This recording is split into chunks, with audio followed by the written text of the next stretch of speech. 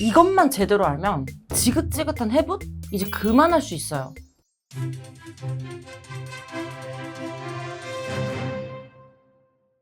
안녕하세요. 연애자격 가람쌤이에요. 아니 다시 받아주지나 말지. 주변에 보면 장수 커플들도 많던데 도대체 무슨 차이가 있길래 우리 커플만 힘든 걸까요?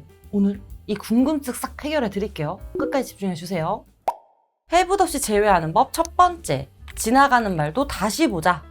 여러분, 권태기란 도대체 무엇일까요? 그저 마음이 식은 상태? 그럼 마음은 왜 식었을까요? 권태란 내가 원하는 게 계속 이루어지지 않아서 무기력한 상태를 의미해요. 즉 전애인이 나를 만나면서 원하는 게 분명히 있었는데 이 부분이 이루어지지 않았다라는 거죠. 보통의 사람들은 이렇게 권태까지 가기 전에 자기가 원하는 걸 표현하기도 하고 서운함을 직접적으로 드러내기도 하고 표정으로 꺼내놓기도 하거든요. 근데 그럼에도 불구하고 같은 문제가 계속 반복된다면 전애인은 어떤 생각을 할까요? 아, 내 의견은 전혀 존중되지 않는구나. 얘는 지가 필요할 때만 날 찾고 내가 원하는 건 전혀 들어줄 생각이 없구나. 이런 생각이 들겠죠. 그렇기 때문에 전애인 입장에서는 어차피 표현해봤자 안 들어줄 거니까 대화를 안 하게 되고 그 부분이 점점 쌓이고 쌓여서 결국 무기력해지고 포기하게 돼요. 자, 그렇다면 권태까지 오게 된 반복된 문제의 원인은 무엇이었을까요? 꺼진 불도 다시 보듯 상대가 지나가면서 했던 말들을 다시 봐야 돼요. 우리의 지난 카톡 내용이라든가 상대가 반복적으로 했던 말이라든가 분명 순간 표정이 굳거나 힘 빠진 듯한 목소리, 잘 생각해보면 기억이 나실 거예요. 이 부분부터 개선을 하는 게 핵심이고요. 근데 우리는 헤어지기 싫어서 무작정 붙잡기만 하죠. 물론 한두 번은 상대도 붙잡혀 줄 수 있고요. 하지만 이게 두 번, 세 번 반복되다 보면 상대 입장에서는 아니 헤어지자니까 도대체 왜 이러지? 싶으면서 서로 지치게 돼요. 여러분들, 우리의 핵심 이별 원인 얼마나 알고 계실까요? 이걸 찾지 못하면 결국 우리가 원하는 재회도 물 건너가 버리게 돼요. 이 부분만 제대로 파악하고 어필해도 해붓 없이 제외할 수 있는데 너무 안타까운 경우가 많은 것 같아요. 이 부분을 찾기가 도저히 어렵다 하시면 상담을 통해서 과제도 열심히 하고 전문가에게 분석을 받아보는 것도 추천드려요. 고정 댓글에 보면 진단지 제출한 링크가 있어요. 이쪽으로 상황 자세히 보내주시면 같이 의논해 드릴게요. 해붓 없이 제외하는 법 두 번째, 소구점 파악하기. 사랑은 어떻게 보면 서로 퍼즐을 맞추는 것과 같아요. 처음엔 두 사람이 서로에게 바라던 그림이 있을 거고 이 사람과 함께라면 내가 꿈꾸던 사랑을 할 수 있겠다, 이런 마음에서 퍼즐을 맞추기 시작했을 거예요. 그쵸? 근데 시간이 지날수록 서로가 생각했던 것과 다른 부분이 생겨나기 시작하죠. 그럼에도 내가 선택한 사람이고 사랑하는 사람이니까 같이 맞춰 나가려고 노력을 했을 거예요. 여러분도 상대도요. 근데 문제는 여기서 조금씩 시작해요. 퍼즐이라는 게 단순히 그 피스만 맞추는 게 아니잖아요. 전체적인 그림을 맞추는 게 중요한데 어느샌가 서로를 실망시키면 안 된다는 생각에 사로잡혀서 처음에 서로가 그리고 싶었던 그림과는 조금씩 멀어졌을 거예요. 근데 이런 부분들이 계속 반복되었다면 우리가 처음 그리고 싶었던 그 그림과 같은 그림이 완성되었을까요?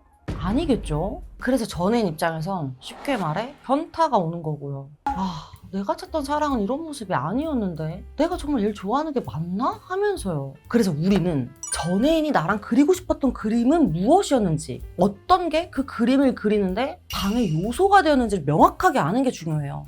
쌤, 뭔지는 알겠는데 도대체 뭐가 문제였는지 도저히 모르겠어요 하시는 분들 계시죠? 그래서 저희가 있는 거예요. 혼자 끙끙 앓지 마시고 고정 댓글 링크 통해서 상황 자세히 보내주세요. 같이 의논해 드릴게요. 해붓 없이 제외하는 법 세 번째, 전 애인이 해준 노력들을 생각해보기. 자, 우리가 자주 가는 단골 식당에서 음식을 주문했다고 해봐요. 사장님이 우리를 알아보고 반갑게 인사도 해주시고 음식도 더 맛있게 양도 더 많이 주셨어. 근데 심지어 음료수까지 서비스로 줬네? 그런데 여러분, 이 모든 게 과연 다 공짜였을까요? 아니겠죠. 우리가 당연히 음식값을 지불한다는 생각이 있으니까 그래서 기꺼이 친절을 베풀어 준 거죠. 그런데 우리가 고맙다는 인사도 없이 다음에 와서 외상을 하겠다고 하면 사장님 입장에선 아, 속았다 라고 생각할 수밖에 없어요. 그래도 자주 찾아오는 단골이니까 그럴 수 있지 하면서 한 번쯤은 넘어가 줄 수 있죠. 근데 이게 다음에 또 반복되면 이 사장님 입장에선 우리를 어떻게 생각할까요? 완전 그냥 도둑놈들이겠죠? 이게 연인 관계도 똑같아요. 우리 관계에서 전 애인이 우리를 위해 기꺼이 노력했던 부분들이 반드시 있을 거예요. 근데 우리가 그 노력들을 알아봐주지 않는다면, 또는 그 노력을 그저 받기만 한다면 전 애인 입장에선 손해본다는 생각이 들겠죠. 손해보고 싶은 사람이 있을까요? 당연히 없겠죠. 여러분, 매몰 비용이란 말 들어보셨죠? 상대는 우리와의 관계에서 자기가 노력한 것에 대해 보상받지 못한 아쉬움이 들 거예요.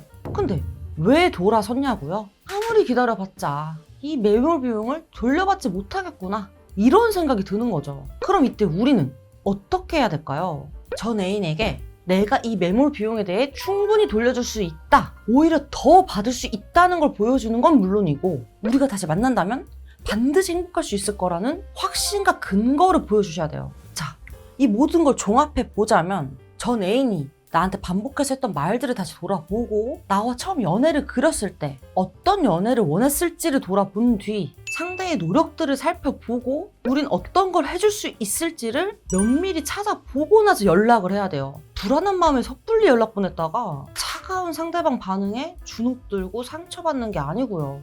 그래야 어렵게 다시 만났는데 또 똑같은 문제로 헤어지지 않을 수 있고, 이전보다 더 건강하게 행복한 연애를 유지할 수 있게 돼요. 여러분들은 얼마나 준비가 되셨을까요? 이 부분 관련해서는 이 영상 추천드릴게요. 오늘 이렇게 해붓 없이 제외하는 법에 대해 얘기 나눠봤는데요. 도움 되셨다면 구독, 좋아요, 댓글, 알람 설정까지 부탁드리고요. 여러분들의 행복한 연애와 결혼 생활을 진심으로 응원합니다. 다음에 또 뵐게요. 안녕.